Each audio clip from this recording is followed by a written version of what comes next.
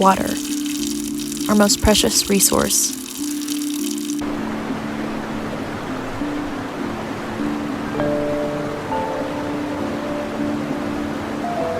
Water makes up 71% of our Earth, but only 3% of it is fresh water.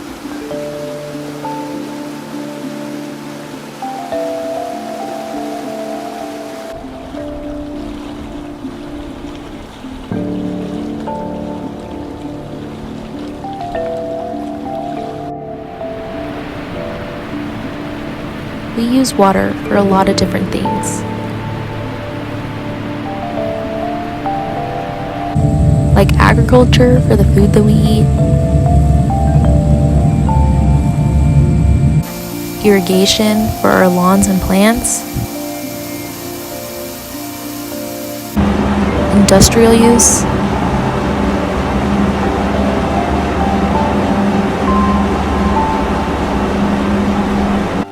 and personal use.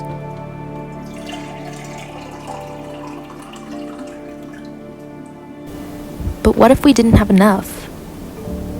Everywhere you see right here, all of this beach, this used to be underwater less than 20 years ago. It was the bottom of Lake Mead. And that white ribbon you can see on the hills over there behind me, that's the old water line. But the water levels here in Lake Mead have fallen 130 feet just since the year 2000. U.S. officials have declared a massive water shortage in the American Southwest that will trigger drastic supply cuts there. The world is moving into a new era when water will be a resource as prized as oil. How we manage the demand will be critical, especially in areas where water is scarce. A common scene in this Manila neighborhood, taps hardly functioning at a time when water is needed most, either for cooking or even laundry. In particular, the Middle East is one of the most severe water crisis zones. It's been said that future wars in the Middle East are more likely to be fought over water than over oil. The snow that once capped the Andes Mountains above Chile's capital and Central Valley is conspicuously absent. The reasons we have water shortages are varied. In some ways, it's primarily a result of climate change, which is just a shift in precipitation. The Colorado River is a good example of that. If you look at the dams, for example, they haven't been full since 1983, so it's been decades in the making, and that is a very serious issue for Arizona in particular because there isn't enough water to go around to get a lot of our water from the Colorado River. So climate change is the number one factor, no question about it. But then we have other factors as well. We use a lot of water for various purposes, agriculture, industry, golf courses, lots of places that take a lot of water. So it's in many ways it's not actually an issue of water availability, it's more about allocation. We have a lot of water in general, although it's declining. It's more about how we're using it. Allocation of our water sources can differ from state to state, but for the most part, majority of our water goes to thermal electric power and agriculture. And from there, the rest of the water is allocated to three main groups: industrial use, public supply, and livestock and mining that take the last spot at around 1.7%. But that's here in the United States. Let's take a look across the globe at India. India is the second most populated country in the world. With a population of around 1.3 billion people, they make up 16% of our world's population. India's climate ranges from tropical to dry, and they only have access to 4% of the world's freshwater resources. More than half of the population of India are farmers. India's water crisis is due to climate change causing weather patterns to be disrupted, as well as repeated droughts. And in many districts in India, they've reported critical or overexploited groundwater levels. But the worst sufferers are women and children. Women are treated like second-class citizens that put them at higher risk of vulnerability. And fetching water in India has been perceived to be a woman's job for centuries.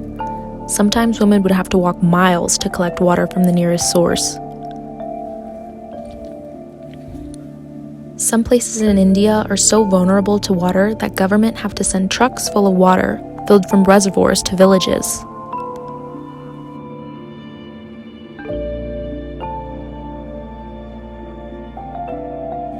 Villagers can be seen climbing onto the truck before it even stops, afraid they might not get their share of water. Sometimes households only get 20 liters of water a day.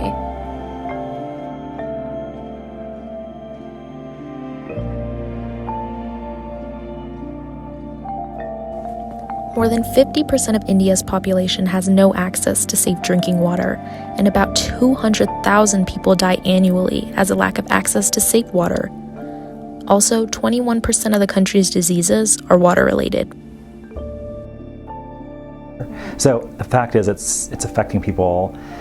The city, cities across the global south in particular have had water shortages. Johannesburg was famously without water. So it's happening at a level and extent that's quite serious, and it's only going to get worse. Let's take a look at Johannesburg, the biggest city in South Africa with a population of 5.7 million people. Last October, the residents of Johannesburg were hit with water restrictions due to the Vaal Dam dropping water levels to 53%. There are a variety of reasons as to why the country has water scarcity, like climate change, droughts, and worsening pollution. Experts say the droughts will continue to pound the country as climate change gets worse. And even when the city of Johannesburg made tight water restrictions, there were pleas from residents to have better water conservation. In 2018, the National Water and Sanitation Master Plan identified a water supply deficit of 17% by 2030 for South Africa. 9% of the country's population draw their water from polluted rivers and springs, and 37% of South Africa's water is lost through leaky pipes and infrastructure failures. So there's lots of intervention points that we could make, and there is a lot of effort in conservation. That's typically for individual homes and individuals reducing their water use. That doesn't actually address the allocation of water from the very beginning as to where it goes. So that's a totally different story. So what can we do? Advocating and fighting for change are our best options, but we can also implement other things. Creating special tanks to store rainwater so that can be used for irrigation, pricing water for the biggest users.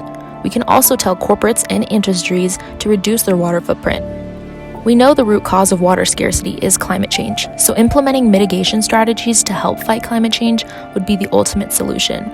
We also need to educate more people on the effects of water shortages. When solutions are proposed to stop water shortages, the number one solution is for individuals to reduce their consumption use and to change their lifestyles.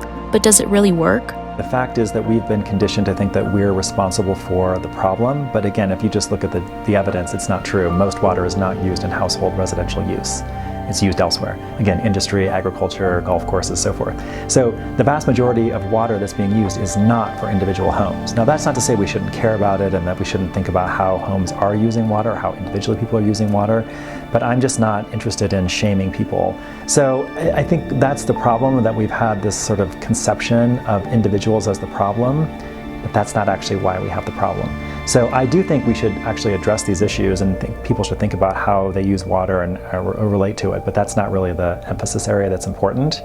And instead, what we should really do is think about how much water do we have, where is it going, and are those the places we want it to go? And if that's not the case, then we should have a vibrant democratic discussion about how water is being used and what we should do about it.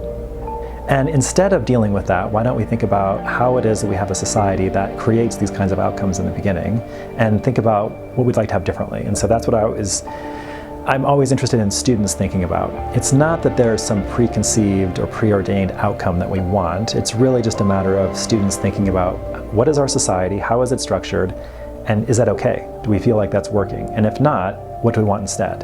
And I say we because I'm part of the population as well. So again, there's no outcomes per se. It's really just a question of what's going on and are we okay with it? And if people are not okay with it, then they have to really think about why these outcomes emerged, who has power, who are decisions being made for and on behalf of, and then really analyzing the outcomes of that and then figuring out if somebody wants to see something different, how can people come together and rather than demonizing everybody as individuals, come together as communities to demand something different, whatever that may be. And that's the only way change ever happens anyway. So it's really, rather than focusing on the problems and you all contributing to it, why don't we focus on the possibilities and how we can contribute to that?